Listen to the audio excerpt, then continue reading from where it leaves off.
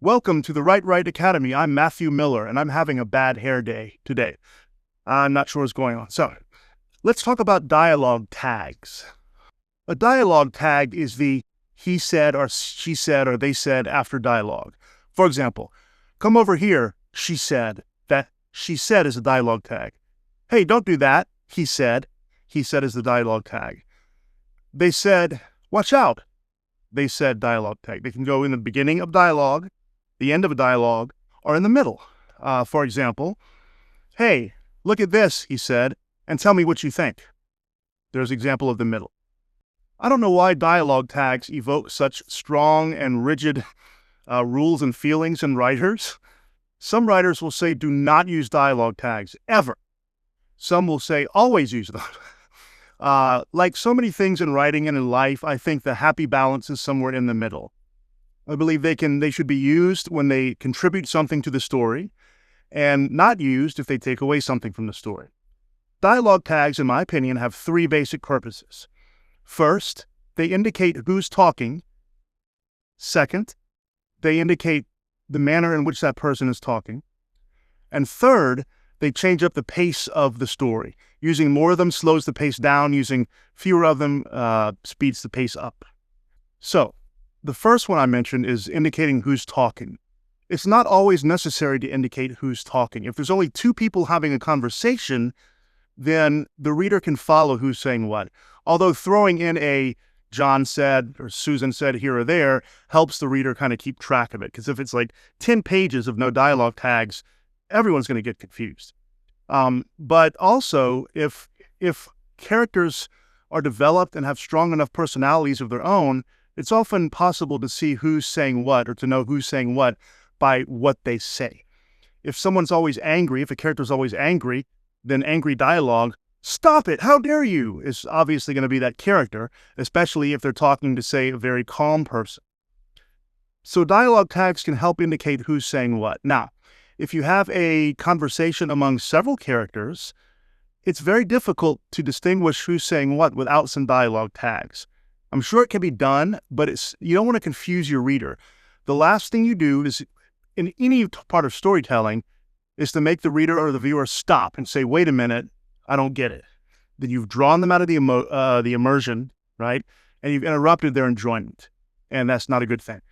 So first thing, use dialogue tags to help indicate who's speaking when that's necessary. Second, to indicate the way they're speaking. Now, there are many ways to say how something occurs. Adverbs are one way. Dialogue tags are another way. And there's many other ways too. Now, to say, that's the basic verb, right? And since most writing is in the past tense, I said, you said, he said, she said, we said, they said, you all said, she said, almost said. So that's the basic one, right? Now, I agree, if you're only using said and it's all over every page, it can get distracting in and of itself. It can get tedious, and it can really slow down your story. But there's many other ways, and many other words, many other verbs you can use to indicate how someone says something. To speak basically means the same as said, right? He spoke. To state, kind of to give a fact. To declare is kind of like to make a statement strongly. He inquired, asked a question. She noted, to kind of draw attention. They're often helpful for expressing emotion. They yelled, he barked, she growled, he grumbled, he snapped, he retorted, she whimpered, she wept, he giggled, they sobbed, they bellowed, they groaned, they moaned, they gasped. And then they also can kind of specify the type of statement the character's making. He explained, he recounted, she remembered. They agreed, right? I think you're right, he agreed. Okay, so it shows that they're agreeing. I'll take care of you, she reassured him. You see, you can change kind of the emotion behind it. And remember that verbs in English are very important. They are the strong part of our language. Verbs are the things that move language along, okay? And so you want to choose a verb that's going to fit the dialogue. And luckily in English, we have so many verbs. Like just, I don't know, we may have more verbs than any other language. And so we have very specific verbs too, very general verbs. We have a ton of them just meaning to say, he said. So a couple of things you want to avoid, in my opinion, with dialogue tags. Okay, imagine if you had 3 pages of dialogue. Now you shouldn't. You should break it up with some prose narrative too. But let's just say you have a long series of dialogue, a long sequence. With no dialogue tags whatsoever, you're going to confuse the reader. You're going to draw them out of the immersion, and it's going to be annoying. Okay? Even if your characters are strong, even if you're the most skillful writer on earth, eventually it's going to confuse the reader. On the other hand, if you have this long dialogue sequence, just every single line, he said, she said, he said, she said, it's irritating. It also draws the reader out of immersion. In fact, I sometimes watch YouTube channels that do horror stories, like they read horror stories aloud. And often they'll put he said or she said when they're using different voices. It's obvious who said something. Hello, hello. You don't have to put he said, she said. And that really, I find it irritating. It slows down the pace. Now, so you want to have a careful balance. So use them when you want to indicate who's saying what, okay? Use them to indicate how they said it. This doesn't mean you have to come up with some different way to say said in every single line. This can become stilted too, like using, proposed, demanded, he threatened, using that for every single line makes it seem like you open up a thesaurus and you're just trying to be impressive. That's irritating too. That will also draw the reader out of the immersion. Third, they can help with the pacing. The more dialogue tags you have in a dialogue sequence, the slower it reads, slower it comes across. So if you have a slow and deliberate conversation, using some of these can indeed be good. It can slow it down. It can indicate there's a lot of emotion involved.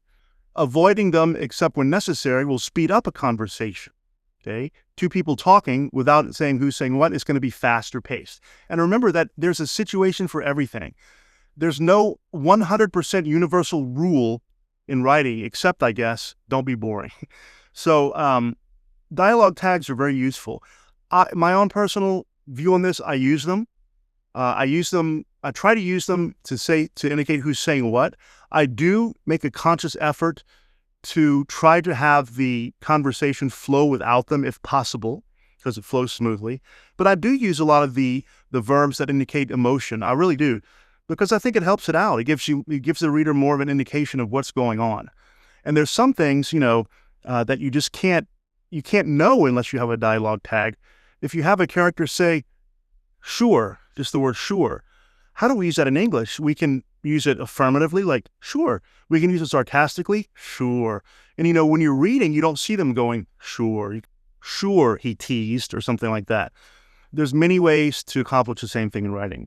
So dialogue tags, be careful, use them, I would say relatively sparingly, but use them if you need to use them. Use them for emotion and use them to control your pace.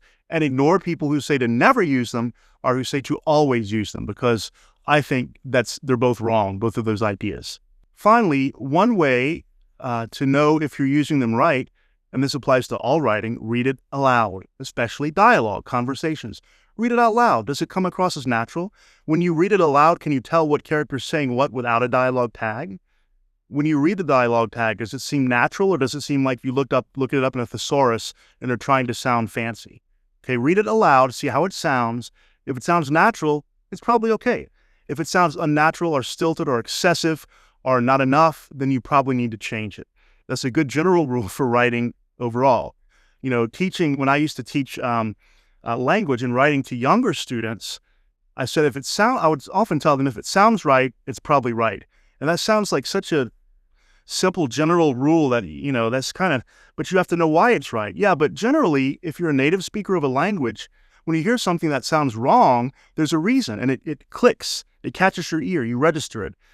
Because every day we're talking and we're writing. And so, if something sounds natural, it probably is natural. Sounds natural to you, it will probably sound natural to your reader. So I really hope that helps. Practice dialogue tags.